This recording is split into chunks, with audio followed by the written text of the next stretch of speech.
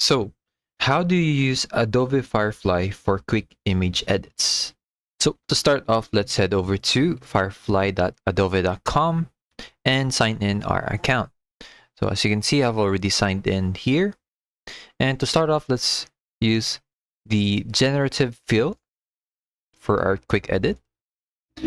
So, you just need to agree on this. Now, here you just need to find an image that you like. So, let's go to Pinterest.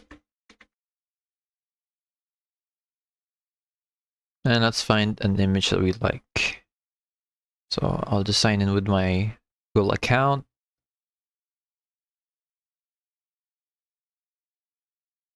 So let's say we want to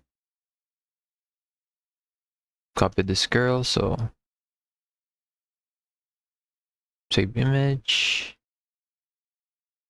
Let's stop. All right. Now let's click on upload image. Click on that. Now, as you can see, we have already gotten an image. And if we want to remove something like this, we can. And we can add prompt like a bush. I could go generate it.